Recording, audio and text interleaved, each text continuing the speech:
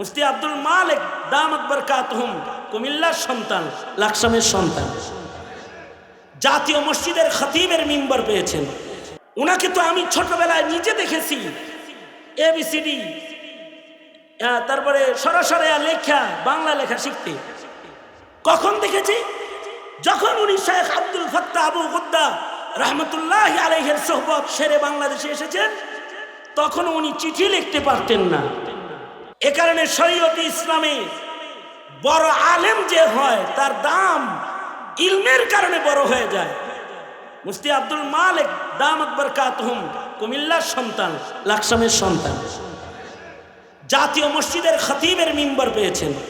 বাংলাদেশের হায়াতুল উলিয়ার ওই আওয়ামী লীগের দেওয়া স্বীকৃত সনদও নাই। যে কওমি সনদের স্বীকৃতি আছে এটা ওনার নাই। বাংলাদেশের কোন সনদ ওনার নাই। উনাকে তো আমি ছোটবেলায় নিজে দেখেছি এবিসিডি, তারপরে সরাসরি লেখা, বাংলা লেখা শিখতে। কখন দেখেছি? যখন উনি শেখ আব্দুল ফাত্তাহ আবু গুদ্দা রহমতুল্লাহ আলাইহির সোহবত সেরে বাংলাদেশে এসেছেন, তখন উনি চিঠি লিখতে পারতেন না, পত্র বাংলায় লিখতে পারতেন না। উনি কিছু লিখতে হলে আরবিতে লিখতেন, ওনার ছাত্ররা এটাকে ট্রান্সলেট করতো বাংলায়। সেই আব্দুল মালিক জাতীয় মসজিদের মিম্বর পেয়েছে, এটা ইলমের সম্মান। কারণ লোকটা যা দেখা যাইতেছে, মাথার তালুক থেকে পায়ের তালু পর্যন্ত, মাথার চাঁদি থেকে পায়ের তালু পর্যন্ত পুরাটা ইলম দিয়ে ভরা, ইলমের সম্মান। কারণ যার ভিতরে ইলম আসে তার সম্মান আল্লাহ বাড়িয়ে দেয়। কারণ ইলম বড় কিমতি জিনিস, এটা সবাইকে দেয়া হয় না। মাওলানা অনেকেই হয়, কিন্তু সত্যিকারের আলিমের নিসবত সবাই পায় না। ইঞ্জিনিয়ার তো অনেক আছে, অনেক ইঞ্জিনিয়ার রিক্সা চালায়, অনেক ইঞ্জিনিয়ার আছে মুদি দোকানদার। আমার এলাকায় এক অ্যাডভোকেট সাহেব আছে, অ্যাডভোকেট ডাক না দিলে রাগ করে, কিন্তু সে লাকড়ি বেচে।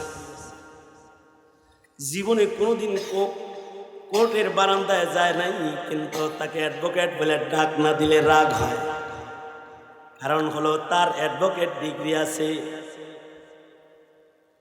ডিগ্রি থাকলে ওই অ্যাডভোকেট দিয়ে অ্যাডভোকেটগিরি হয় না।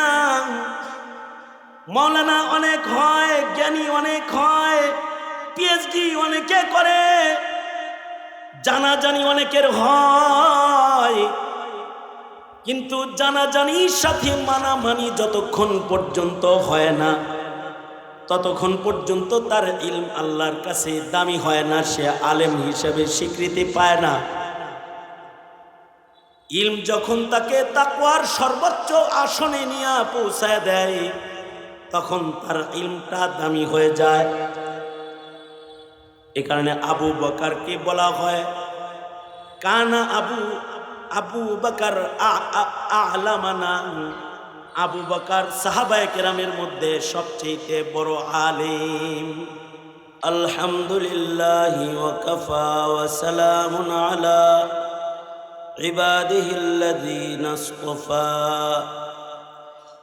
أما بعد فأعوذ بالله من الشيطان الرجيم. بسم الله الرحمن الرحيم. قل هل يستوي الذين يعلمون والذين لا يعلمون. وقال النبي صلى الله عليه وسلم طلب العلم فريضة على كل مسلم. وقال النبي صلى الله عليه وسلم فضل العالم على العابد كفضلي على أدناكم، أو كما قال عليه الصلاة والسلام. اللهم صل على محمد وعلى آل محمد كما صليت على إبراهيم وعلى آل إبراهيم إنك حميد مجيد اللهم بارك على محمد وعلى آل محمد كما باركت على إبراهيم وعلى آل إبراهيم إنك حميد مجيد চান্দিনা থানা কওমি মাদ্রাসা সংগঠনের উদ্যোগে আয়োজিত 24তম বৃত্তি পরীক্ষার বৃত্তি প্রদান উপলক্ষে আয়োজিত মহতী ঐতিহাসিক সম্মেলনের মহতারাম সাদার, মহতারাম সভাপতি, উপস্থিত হযরত, বুজুর্গ, উলামায়ে কেরাম, সম্মুখপানে সমবেত দিন প্রিয়, ইসলাম প্রিয়, দিনদার, ইমানদার মুমিন মুসলমান ভাইয়েরা, পর্দার আড়াল থেকে আলোচনায় শামিল মা বোনেরা, আল্লাহর দরবারে শুকর, আল্লাহ তাআলা কওমি মাদ্রাসা সংগঠনের ওলামা হযরতদের আয়োজনের একটি বৃহৎ প্রোগ্রামে শত শত ওলামা হযরতদের উপস্থিতি, এলাকার হাজারো তলবে ইলম যে সংগঠনের সাথে জড়িয়ে এই মাহফিলে হাজির হয়েছে এবং মুরব্বীরা উপস্থিত হয়েছেন। এই চান্দিনা থানার আকাবির হযরতগণ সকলেই কদম রেখেছেন। এরকম একটি বরকতি সম্মেলনে আল্লাহ তাআলা আমাদেরকে শামিল হওয়ার তৌফিক দান করেছেন। এই জন্য কালিমাতুশ শুকর, আলহামদুলিল্লাহ। নির্দেশ করা হয়েছে আমাকে কিছু বলার জন্য, তাই বরকতের নিয়তে আয়াত এবং হাদিস আপনাদের সামনে পেশ করেছি। এগুলোকে সামনে করে সংক্ষেপে কিছু কথা। ঈমানের পরে মুসলমানের কাছে সবচেয়ে বড় নিয়ামত, সবচেয়ে দামি নিয়ামত হলো ইলমে দ্বীনের নিয়ামত। নবীরা ইলম নিয়ে আগমন করেছেন। নবীরা দুই জিনিস নিয়ে আগমন করেছেন। নবীরা তাওহীদ নিয়ে আগমন করেছেন, নবীরা ইলম নিয়ে আগমন করেছেন। মানুষ যখন আল্লাহ পাকের পরিচয় ভুলে গেছে, তো আল্লাহ পাকের সাথে পরিচয় করায় দেওয়ার জন্য,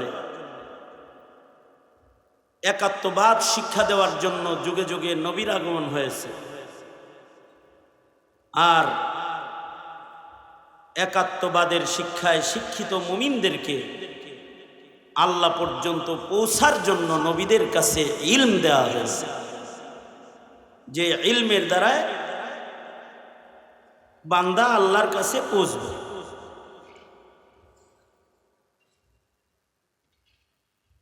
ইলমের মূল্য যারা বুঝে না,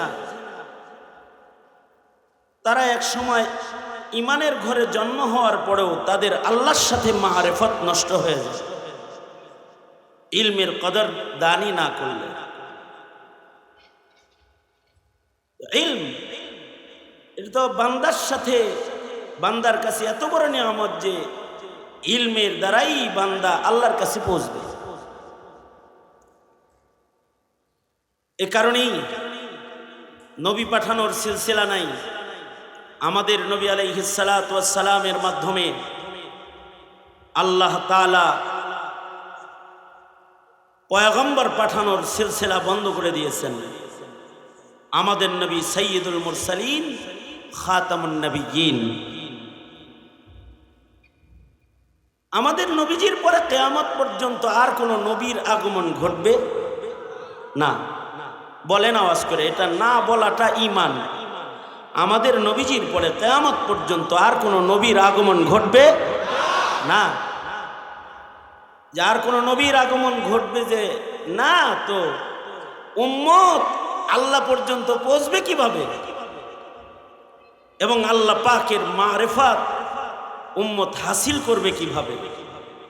এ কারণেই নবীর পরে কিয়ামত পর্যন্ত নবী নাই বটে, কিন্তু কিয়ামত পর্যন্ত নবী আলাইহিস সালাতু ওয়াস সালামের পরে কিয়ামত পর্যন্ত নবীজির রেখে যাওয়া ইলমের হেফাজত আছে, যাতে বান্দারা আল্লাহকে চিনতেও পারে, আল্লাহ পর্যন্ত পৌঁছতেও পারে। সুবহানাল্লাহ।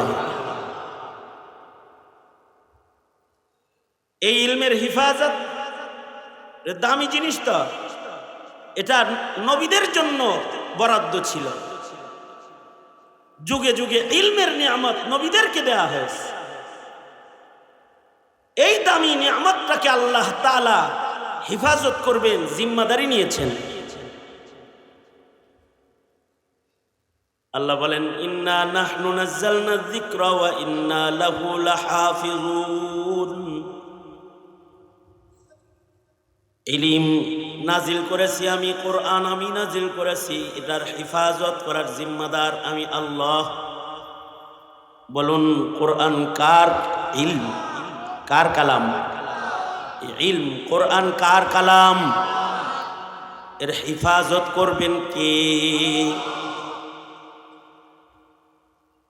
আল্লাহ তাআলা এটার কিয়ামত পর্যন্ত হেফাজত করবেন। এ কারণেই ইলম আল্লাহ তাআলা আল্লাহর নির্বাচিত মানুষদেরকেই দান করবেন। নবুয়ত যেমন মুনতাখাব, নির্বাচিত, কাকে ইলম দেওয়া হবে এটাও নির্বাচিত। কারণ ইলম আল্লাহ তাআলা যাকে দান করবেন সে নবীর নায়েব হবে। এটা এই উম্মতের শান। পৃথিবীর মাটিতে কোন নবীর উম্মতের ভেতরে নায়েবে নবী নাই, নায়েবে নবী নাই। কারণ হলো কোন নবীর ইলম হেফাজত করার দরকার নাই, দরকার হয় নাই। এক নবী আগমন করেছেন, তিনি চলে গেছেন, নতুন নবী এসেছে, নতুন ইলম এসেছে। জবুর এসেছে, তাওরাত এসেছে, ইনজিল এসেছে। নবীর মাধ্যমে এই ইলম জাতির কাছে আসছে। নবী চলে গেছে, ধীরে ধীরে এই ইলমও বিদায় নিয়ে চলে গেছে। আসল তাওরাত, আসল ইনজিল, আসল জবুরের অস্তিত্ব নাই। পয়গম্বরের বিদায় হয়েছে তো ইলমেরও বিদায় হয়ে গেছে। কিন্তু আমাদের নবী আলাইহিস সালাতু ওয়াস সালামের কাছে ইলমের ভান্ডার কুরআন আল্লাহ তাআলা নাজিল করেছেন। নবীজি ১৫০০ বছর আগে চলে গেছেন, কিন্তু নবীজির উপরে অবতীর্ণ কোরআন আছে, থাকবে কিয়ামত পর্যন্ত। রাখবেন কি? জোরে বলেন। রাখবেন স্বয়ং আল্লাহ। কারণ নবীর পরে নবী নাই, তাই ইলম মিটায়া দেওয়ার কোনো সুযোগ নাই। ইলম যে জমিনে থাকবে, ইলম যেহেতু আল্লাহর সিফাত, আল্লাহর নূর, এই নূর বান্দাকে দিয়ে আল্লাহ ধনী করে। আল্লাহ তাআলা এই নূর যাকে তাকে দিবেন না। কিছু মানুষকে আল্লাহ তাআলা ইলমের দ্বারায় তাদের দারাজাতকে বুলন্দ করবেন। ইমানদারদের মধ্যে কিছু মানুষ ইলম পেয়ে যাবে, আর যারা ইলম পেয়ে যাবে খিয়ারুহুম ফিল ইসলামি ইদা ফাকিহু, তাদের মূল্য আল্লাহর কাছে আলাদা হয়ে যাবে। তারা ইলম পাবে এজন্য আলাদা হবে। এই কারণেই মরার পরেও কবরে মাইয়িতের সাথে, আলেম মাইয়িতের সাথে আল্লাহর আচরণ আলাদা। মুসনাদে আহমদের রিওয়ায়াত, আল্লাহর নবী বলেন, কোন হাফিজুল কোরআন যখন মারা যায়, কোন আলেমে দ্বীন যখন মারা যায়, যেহেতু তাকে আল্লাহ তাআলা ইলম দান করেছেন, তার সিনায় ইলম আছে, ইলম কোরআন আছে, হাদিস আছে। এ যখন মারা যায় আর তাকে যখন কবরে রাখা হয়, আশ্চর্য, আল্লাহর পক্ষ থেকে কবরের মাটির প্রতি এলান হয় আর বরজখের আযাবের প্রতি এলান হয়, এই কবরের সাপ বিচ্ছুরা ওই কবরের ধারে কাছে যাইস না, এই মাটি সাবধান, এই যে আলেমে দ্বীনকে তোর কাছে রাখা হলো, হাফেজ আলেমকে রাখা হলো, তার দেহ তুই খাস না। তার সাথে আল্লাহ পাকের পক্ষ থেকে আল্লাহ পাক বলেন যে আমার মাগফিরাতের মুআমালা। অপর হাদিসে আছে আল্লাহর রাসূল বলেন, ময়দানে মাহশারেও যারা আলিম, যারা ইলম হাসিল করেছে, যাদেরকে আল্লাহ তাআলা ইলমের নিয়ামত দান করেছে, তাদেরকে ময়দানে মাহশারে আল্লাহ তাআলা সাধারণ মানুষের সাথে দাঁড় করাইবেন না। ইন্নাল্লাহা ইয়াবআসুন নাসা ইয়াওমাল কিয়ামাহ সুম্মা ইউমাইয়িজুল উলামা। আলেমদেরকে আল্লাহ তাআলা ময়দানে মাহশারে আলাদা করবেন এবং তাদেরকে লক্ষ্য করে আল্লাহ তাআলা হাসরে বলবেন, ইয়া মাশারাল উলামা, হে আলেম সমাজ, যাদের সিনায় ইলম সংরক্ষণ হয়েছে, আলেম উলামা, তোমরা যারা হাসরের ময়দানে আজকে দাঁড়ায়ছো, তোমরা আমার নবীর নায়েব। নবী যেমন মুনতাখাব, তোমরা ওরকম মুনতাখাব। ইন্নী লাম আযা ইলমি ফীকুম লিউআযিবাকুম, তোমাদের সিনার ভেতরে ইলম রাখছিলাম তোমাদের আযাব দেওয়ার জন্য নয়। তাই গফফার মালিকের আজকের ঘোষণা, ইযহাবু কাদ গফারতু লাকুম, যাও তোমাদের মাফ করে দিয়েছি, সব জান্নাতে চলে যাও। মেহেরবানি করে দুনো হাত একটু উপরে তুললে খুশি হই, উপরে তুলেন, আমার লগে থাকেন। আমি যে কথা বলতেছি আমি যেন বুঝি আপনারা আমার সাথে আছেন। দুনো হাত সোজা করেন, নাড়াচাড়া দেন, জবান খুলেন, আওয়াজ করে বলুন সুবহানাল্লাহ, আরো জোরে করে বলুন আলহামদুলিল্লাহ, লা ইলাহা ইল্লাল্লাহ। আল্লাহ পাকের শান মতো আওয়াজ দিয়ে, বড় আওয়াজে আল্লাহর বড়ত্ব বর্ণনা করার চেষ্টা করুন। বড় করে বলুন আল্লাহু আকবার, আল্লাহু আকবার। হাত নামান। এই যেমন আমার দিকে ছিলেন, জাস্ট কিছু সময় আমার দিকে একটু থাকেন। আমি গত মাহফিলে হাজিরা দিতে পারি নাই, এবছর যেহেতু আবার হাজিরা হয়ে গেছে, সুতরাং আমি দুই চারটা কথা যেটা বলি, যারা আসছেন, আমি তো আমার আকাবিরদের কথা হুবহু তাকরার করতেছি, নকল করতেছি, একটি কথা আমার থেকে না। সঙ্গত কারণে কথাগুলো আকাবিরদের কথা হিসেবে কানে নিলে আল্লাহ তাআলা হয়তো আকাবিরদের পথে চলার শক্তি দান করবে। আমি যেটা বলতেছিলাম, ইলম এটা তো দামি জিনিস, এটা নির্বাচিত, যাকে তাকে ইলম দেয়া হয় না, যে সে ইলমের মালিক হয় না। ইলম আল্লাহ তাআলা তাকেই দান করেন যাকে আল্লাহ তাআলা ইলমের জন্য মনোনীত করেন। এই কারণেই অনেকে 5 বছর ধরেও কোরআন মুখস্থ করতে পারে না। কিন্তু নোয়াখালী লক্ষ্মীপুরের এক ছেলে মাত্র 49 দিনে গোটা কোরআন মুখস্থ করে ফেলেছে। তার চেয়ে বেশি তেজ ধার ছিল আমাদের আকাবিরদের জেহেন। হানাফি মাযহাবের ইমামে মুহাম্মদ রাহমাতুল্লাহি আলাইহি ইমামে আজম আবু হানিফার দর্শে বসেছেন। জিজ্ঞাসা করেছেন, মুহাম্মদ আল্লাহর কালাম মুখস্থ করে শুনি, হাফেজ নি? না, হেফজও পড়ি নাই। যাও, উঠে যাও, আমার দর্শে হাফেজ ছাড়া বসার অনুমতি নাই। আগে কোরআন হেফজ করে আসো, তারপরে আমার সামনে বসবে। ইমাম মুহাম্মদ তিনি উস্তাদের দর্শ থেকে উঠে চলে গেছেন। 7 দিন পরে আবার এসে বসেছেন। নোমান বিন সাবিত বলে, মুহাম্মদ বলছি না হিফজ কইরা তারপরে আসবা? ইমাম মুহাম্মদ বলে, শুধু হিফজ কইরা আসি নাই, মারে খতম শোনায়া, বিনা লুকমায় কোরআন শোনায়া তারপরে আসছি। এই যে ইলম দান, এটা ইলম আল্লাহর পক্ষ থেকে যাকে দেয়া হয় সে পায়।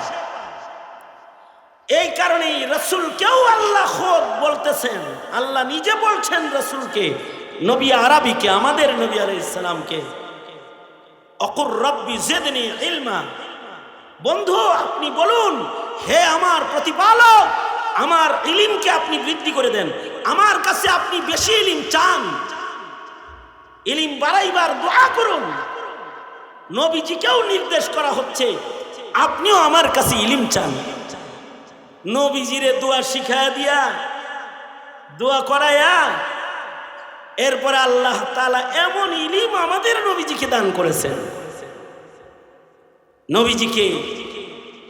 নবীজি বলেন, উতীতু ইলমাল আউয়ালিন ওয়াল আখিরিন, আউয়ালিন ও আখিরিনের সব ইলম আল্লাহ আমাকে দান করেছে, নবীজিকে দান করেছে।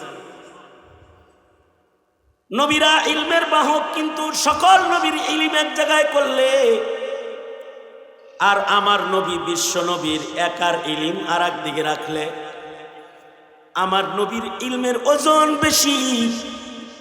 কারণ নবীজিকে আউয়ালিন ও আখিরিনের সব ইলম আল্লাহ দান করেছেন। উতীতু ইলমাল আউয়ালিন ওয়াল আখিরিন।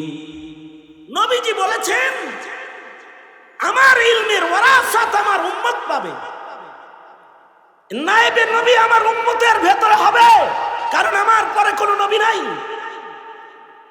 কোন নবীর নায়েবে নবীর জরুরত পড়ে নাই, কারণ নবীর পরে নবী ছিল। আমার নবীর পরে যেহেতু নবী নাই, নবীর ইলমকে আল্লাহ জমিনে রাখতে রাসূলকে দিয়ে ঘোষণা দেওয়ালেন, নবীজি বলে দেন, ইন্নামাল উলামা ওয়ারাসাতুল আম্বিয়া।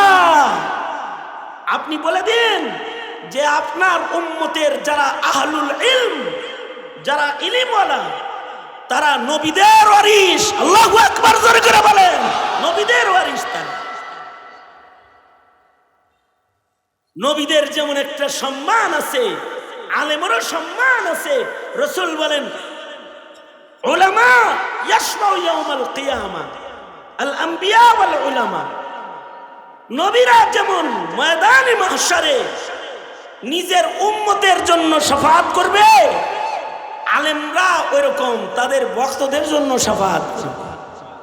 সুবহানাল্লাহ, আরো আস্তে করে বলেন, ইয়াশফাউ, তারাও শাফাআত করবে। কার লেগে শাফাআত করবে? আলেম তো শাফাআত করবে, তাকে যারা অনুকরণ করত তাদেরকে শাফাআত করবে। তার কাছ থেকে কোরআন সুন্নাহ যারা শিখত তাদেরকে শাফাআত করবে। আল্লাহু আকবার, জোরে করে বলেন। সর্বনিম্ন একজন হাফিজুল কুরআন, যে আল্লাহর কালামকে পুরাটা মুখস্থ করবে, এর উপরে আমল করবে, কোরআন ইয়াদ রাখবে, হাফিজুল কুরআনের কত সম্মান। ময়দানে মাহশারে সে 10 জন দোজখীর শাফাআত করে জান্নাত নিবে, তার পরিবারের যাদের সকলের উপরে জাহান্নাম ওয়াজিব হয়ে গিয়েছিল। এবং এই হাফিজুল কুরআনের সিনাকে আল্লাহ ইলম সংরক্ষণের মাধ্যম বানাইছেন। এই কারণে এই সন্তান যাদের নুতফায় যাদের নসলে জন্মগ্রহণ করেছে তাদের আব্বা আম্মাকেও আল্লাহ সম্মান দান করবে। রসুলে আরবি বলেন, হাফিজুল কোরআনের বাবা মাকে ময়দানে মাহশরে নূরের তাজ পরায় দেওয়া হবে, আল্লাহ তাআলা তাদেরও সম্মানিত করবেন। এই হাফেজদের ওই নূরের তাজের মায়েদের মাথায় বাবাদের মাথায় পরানো নূরের তাজের আলো সূর্যের আলোর চাইতে বেশি হবে। এই যে সম্মান, এ সম্মান কেন? কারণ তাদের কাছে ইলম আছে, ইলম থাকার কারণেই সম্মান।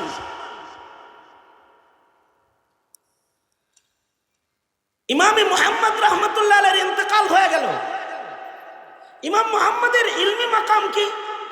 হানাফি মাযহাবের চার বড় ইমামের একজন ইমাম মুহাম্মদ ইবনে হাসান আশ-শাইবানী, এত বড় ইমাম যে মাযহাবের চারজন ইমামের অন্যতম একজন ইমাম। উনার ইলমি মাকাম হলো উনার জবান, উনার কলম, উনার ফাসাহাত, উনার বালাগাত। এটার হালত হলো ইমাম মুহাম্মদের সিয়ারে সগীর সিয়ারে কবির পড়ার পরে অনেকে বলেছেন আল্লাহ যদি কোরআনের পরে নতুন কোন কিতাব জমিনে নাজিল করত তাইলে ইমাম মুহাম্মদের ভাষায় নাজিল করত। আল্লাহু আকবার। পাণ্ডিত্যের এক উঁচু জায়গা আল্লাহ তাআলা ইমাম মুহাম্মদকে দান করেছিলেন। এই ইমাম মুহাম্মদের ইন্তেকালের পরে ওই জমানার বুজুর্গ স্বপ্নে দেখে যে ইমাম মুহাম্মদের সাথে স্বপ্নে জিয়ারত হয়ে গেছে। জিয়ারত হওয়ার পরে বলতেছে, ইমাম মুহাম্মদকে জিজ্ঞেস করে, ও ইমাম,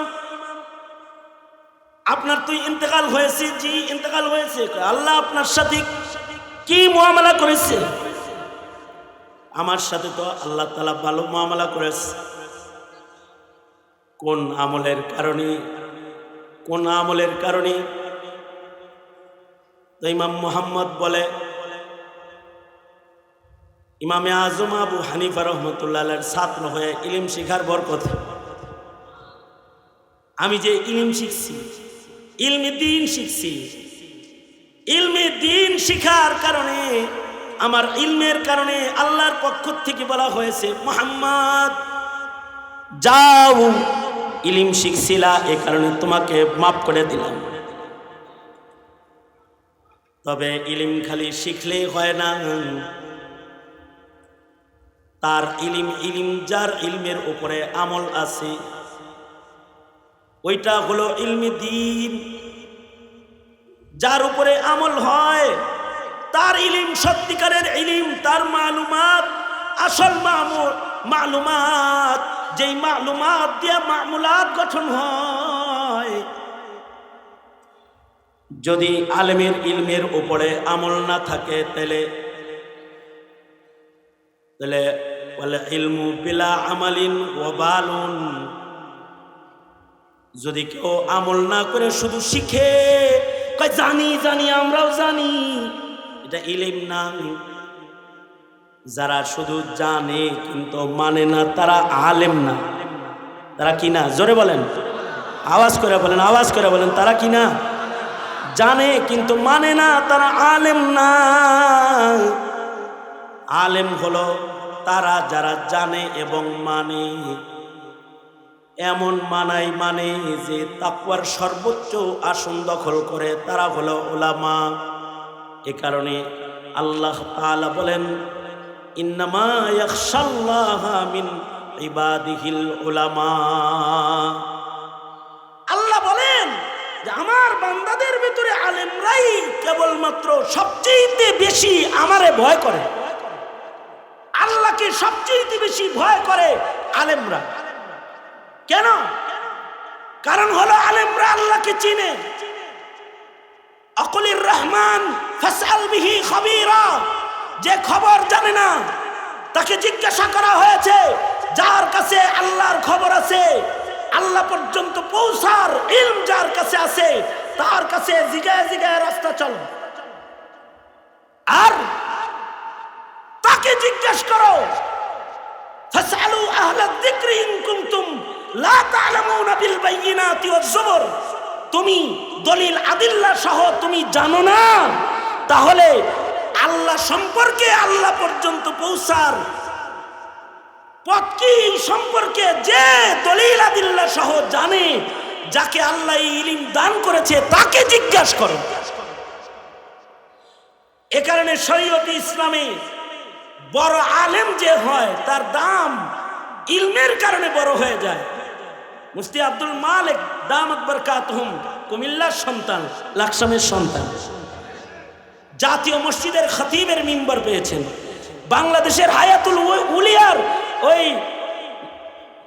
আওয়ামী লীগের দেওয়া স্বীকৃত সনদও নাই।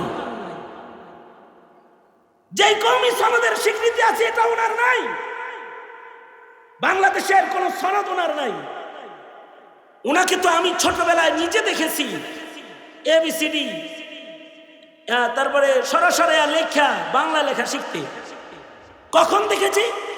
যখন উনি শেখ আব্দুল ফাত্তাহ আবু গুদ্দা রহমতুল্লাহ আলাইহির সোহবত সেরে বাংলাদেশে এসেছেন, তখন উনি চিঠি লিখতে পারতেন না, পত্র বাংলায় লিখতে পারতেন না। উনি কিছু লিখতে হলে আরবিতে লিখতেন, ওনার ছাত্ররা এটাকে ট্রান্সলেট করতো বাংলায়। সেই আব্দুল মালিক জাতীয় মসজিদের মিম্বর পেয়েছে, এটা ইলমের সম্মান। কারণ লোকটা যা দেখা যাইতেছে, মাথার তালু থেকে পায়ের তালু পর্যন্ত, মাথার চাঁদি থেকে পায়ের তালু পর্যন্ত পুরোটা ইলম দিয়ে ভরা, ইলমের সম্মান। কারণ যার ভিতরে ইলম আসে তার সম্মান আল্লাহ বাড়িয়ে দেয়। কারণ ইলম বড় কিমতি জিনিস, এটা সবাইকে দেয়া হয় না। মাওলানা অনেকেই হয়, কিন্তু সত্যিকারের আলিমের নিসবত সবাই পায় না। ইঞ্জিনিয়ার তো অনেক আছে, অনেক ইঞ্জিনিয়ার রিক্সা চালায়, অনেক ইঞ্জিনিয়ার আছে মুদি দোকানদার। আমার এলাকায় এক অ্যাডভোকেট সাহেব আছে, অ্যাডভোকেট ডাক না দিলে রাগ করে, কিন্তু সে লাকড়ি বেচে। জীবনে কোনোদিন কোর্টের বারান্দায় যায় নাই, কিন্তু তাকে অ্যাডভোকেট বলে ডাক না দিলে রাগ হয়। কারণ হলো তার অ্যাডভোকেট ডিগ্রি আছে। ডিগ্রি থাকলেই ওই অ্যাডভোকেট দিয়ে অ্যাডভোকেটগিরি হয় না। মাওলানা অনেক হয়, জ্ঞানী অনেক হয়, পিএইচডি অনেকে করে, জানাজানি অনেকের হয়, কিন্তু জানাজানির সাথে মানামানি যতক্ষণ পর্যন্ত হয় না, ততক্ষণ পর্যন্ত তার ইলম আল্লাহর কাছে দামি হয় না, সে আলেম হিসেবে স্বীকৃতি পায় না। ইলম যখন তাকে তাকওয়ার সর্বোচ্চ আসনে নিয়ে পৌঁছায় দেয়, তখন তার ইলমটা দামি হয়ে যায়। এ কারণে আবু বকরকে বলা হয় কানা আবু বকর আ'লামানা। আবু বকর সাহাবায়ে কেরামের মধ্যে সবচেয়ে বড় আলেম। কানা আবু বকর আ'লামানা। 1.5 লাখ সাহাবীর ভিতরে যদি প্রশ্ন করা হয় 1.5 লাখ সাহাবীর ভিতরে সবচেয়ে বড় আলেম কে, তাহলে এর উত্তর দিতে হবে আবু বকর সবচেয়ে বড় আলেম, এটা লিখতে হবে। কিন্তু আবু বকরের রিওয়ায়াত অত নাই। আবু বকর এত হাদিসের রিওয়ায়াত করেন নাই। হযরত ওমর যত হাদিসের রিওয়ায়াত করেছেন, অথবা আবু বকর অতগুলো রিওয়ায়াত করেন নাই। আব্দুল্লাহ ইবনে ওমর, আব্দুল্লাহ ইবনে মাসউদ, আব্দুল্লাহ ইবনে আব্বাস, হযরত আবু হুরায়রা রিজওয়ানুল্লাহি আলাইহিম আজমাইন, উনারা যত রিওয়ায়াত করেছেন আবু বকর অত রিওয়ায়াত করেন নাই। কিন্তু তারপরেও আবু বকর আ'লামানা। আমাদের ভেতরে সাহাবীরা ইত্তেফাক ছিল, এটা আমাদের ভেতরে সবচেয়ে বড় আলেম হলো আবু বকর। রিওয়ায়াতে হাদিস কিন্তু বেশি না। ইমাম মালিক এজন্যই বলেছেন লাইসাল ইলম বিকাসরাতির রিওয়ায়াত। অনেক বেশি রিওয়ায়াত হলে এটাকে ইলম বলে না। ইলম হলো তাকওয়ার নাম। ইলম হলো আদর্শিক জিন্দেগির নাম খুদা ভীরু, আল্লাহ পাকের পছন্দের বান্দার সিফাতের নাম ইলম। আল্লাহ যাকে ভালো মনে করে তাকেই এটা দেয়। ইলম ভিন্ন জিনিস, বেশি হওয়া এক জিনিস, বেশি প্রকাশ পাওয়া আর এক জিনিস। আবু বকরের রেওয়ায়াত অনেক বেশি আলফাজ প্রকাশ না পেলেও আবু বকরের ইলম যে বেশি মাঝে মধ্যে দেখা গেছে। হযরত উমর এটা বুঝাইতে যায় বলেন, হযরত উমর নিজে বুঝাইতেছেন, সাহাবায়ে কেরামদেরকে নিয়ে হযরত উমর যখন আধা জাহান পরিচালনা করেন, তখন হযরত উমর আব্দুল্লাহ ইবনে আব্বাসকেও সংসদ সদস্য হিসেবে মসজিদের নববীতে বসায় রাখেন। মুরব্বী সাহাবীদেরকে নিয়ে যখন শুরার মিটিংও করে, তখনও আব্দুল্লাহ ইবনে আব্বাস পাশে বসা থাকে। মুরব্বীদের গায়রাতে লাগছে, কেন আব্দুল্লাহ ইবনে আব্বাসকে এখানে বসানো হয়। হযরত উমর মুরব্বীদের অবস্থা বুঝা মুরব্বীদেরকে একটা প্রশ্ন করলেন। মুরব্বী কয়েকজন সাহাবী বসা আছে, তাদেরকে জিজ্ঞেস করলেন, বলেন তো সূরা নসরের মাধ্যমে আল্লাহ তাআলা কি খবর দিয়েছে? সূরা নসরের মাধ্যমে আল্লাহ তাআলা ইসলামের বিজয় হবে খবর দিছে। নবীজিরে বেশি বেশি তাসবিহ পড়তে হবে, তাসবিহাত জিক্র আজকারের বিষয়ে বলেছে। এক এক সাহাবী এক এক কথা কয়, কিন্তু আসল কথা কেউ কয় না। হযরত উমর আব্দুল্লাহ ইবনে আব্বাসকে ডেকে কাছে এনে বললেন, ইবনে আব্বাস তুমি বলো, সূরা নসরের মাধ্যমে তার হাবিবকে কি তামবিহ করা হয়েছে? হযরত ইবনে আব্বাস বলে, সূরা নসরের মাধ্যমে হাবিবকে তামবিহ করা হয়েছে, আপনি হায়াত শেষ, জলদি জলদি আপনি আমার কাছে আসবেন। এই যে ইবনে আব্বাস যেমন এই কথাটা বুঝছে, এই কথাটা সাহাবায়ে কেরামের মধ্যে সর্বপ্রথম যিনি বুঝেছেন তিনি হলেন আবু বকর সিদ্দিক রাদিয়াল্লাহু আনহু, যিনি নবীর পাশে ঘুমায় রয়েছেন। সূরা নসর নাজিল হওয়ার পরে আমাদের মধ্যে আনন্দের ঢল নেমেছে যে আল্লাহ আমাদের বিজয় দিচ্ছে, আল্লাহ আমাদের উপরে রাজি হয়ে গেছে, ইসলাম প্রতিষ্ঠা হয়ে গেছে, সবাই আনন্দিত হয়েছে। কিন্তু ওই সময় একজন কানা আবু বকর আ'লামানা, আবু বকর আমাদের মধ্যে সবচেয়ে বড় আলেম। আবু বকর তখন হাসেন নাই, আবু বকর তখন কেঁদেছেন। জিজ্ঞাসা করা হয়েছে, আবু বকর সবাই আনন্দিত, আপনি কাঁদেন কেন? আবু বকর বলে, আমি কান্দি, আল্লাহর হাবিব আমার সরকার আমার সরদারের বিদায়ের সময় কাছে এসেছে। ঈমান কোন জায়গায়? আবু বকর যে জায়গায় গিয়ে রাসূলকে চিনে মুহাব্বত করেছে, আর সাহাবায়ে কেরাম ইলমের যে জায়গা থেকে আল্লাহকে চিনেছে, আল্লাহকে মুহাব্বত করেছে, এই তর্জ তরিকায় একমাত্র মুহাব্বত করার যোগ্যতা উম্মতের আলেম ছাড়া আর কারোর নাই, আর কারোর নাই। এ কারণে উম্মতের উলামায়ে কেরামের পান থেকে চুন খুসলে তাদের হৃদয়ে রক্তক্ষরণ হয়, তোমাদের রাতের ঘুম হয়, কিন্তু মৌলবী শাপলা চত্বরে যে বসে যায় যে নবীর ইজ্জত রক্ষার্থে জীবন দিব, ঈমান নষ্ট হতে দেব না। কারণ তার এই ইলম আছে যে এমন দুর্বল ইমানের হাজার বছরের হায়াতের চাইতে সবল ইমানের এক রাতের হায়াতের মূল্যও অনেক বেশি। এ কারণে কখনোই যে জানে আর যে জানে না দুইজন সমান নয়। উল হাল ইয়াস্তাবিল্লাযীনা ইয়া'লামুনা ওয়াল্লাযীনা লা ইয়া'লামুন, বন্ধু আপনি বলে দেন যারা জানে আর যারা জানে না তারা দুইজন কি সমান? না না, আলেম আর জাহেল কখনো সমান হইতে পারে না। আলেমের কাছে আল্লাহর মারিফত আছে, আলেমের কাছে নবীর মারিফত আছে, আলেমের কাছে জায়েজ না জায়েজের খবর আছে। এদেশের মৌলভী যদি না থাকে আর মাদ্রাসার কওমি সংগঠন যদি বিদায় হয়ে যায়, তাহলে জাতি কপালে দুর্ভোগ আছে। শাহজালালের জমিনে ইমানদার তালাশ করে পাবা না। কারণ এরা যে ওই যে ওয়ারিসে নবী, নবীদের ওয়ারিস, ওরাসাত তারা পেয়েছে। এ কারণে জাতির সংকটে তারা জাতির পাশে দাঁড়িয়ে যায়। এই আলেম যারা, তারা অশ্রদ্ধার পাত্র নয়। আল্লাহর রাসূল শেষ সীমানা বলেছেন আও মুহিব্বান, আলেমকে সর্বশেষ সীমানা হলো ভালোবাসবা। পারলে আলেমের ছাত্র হবা, পারলে আলেম হবা, না পারলে ছাত্র হবা, না পারলে সাহায্য করবা।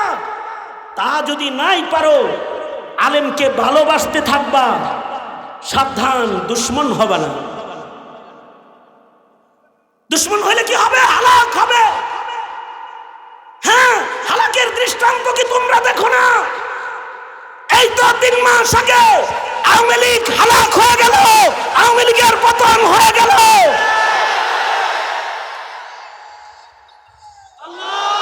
আলেমদেরকে না চিনার কারণে, আলেমদেরকে না বুঝার কারণে যারা ইজ্জত পাওয়ার উপযুক্ত তাদেরকে হাতে হাত করি আর জেলের তালাবদ্ধ করে জুলুম আর অত্যাচার করে ফাঁসির রশিতে তাদেরকে ঝুলাইবার চক্রান্ত করে শাহজালালের দেশে যারা নাস্তিকদেরকে সংসদে বসায়েছে, তাদের কপালে এই হালাকি শেষ হালাকি না, কবরের হালাকি, হাসরের হালাকি আরো ভয়ঙ্কর। সুতরাং কওমি সংগঠনের সাথে থাকুন, ইলমের মর্যাদা দিন, আলিমের মর্যাদা দিন, এতেই কল্যাণ। আজান হয়ে গেছে, আজানের জবাব দিই আর সুকুন ইতমিনানের সাথে কথা শুনি। সাখাওয়াত রাজি ভাই আছে, এরপরে আরো আছে, ওলামা হযরতরা আছে, কথা বলবো। আসসালাম।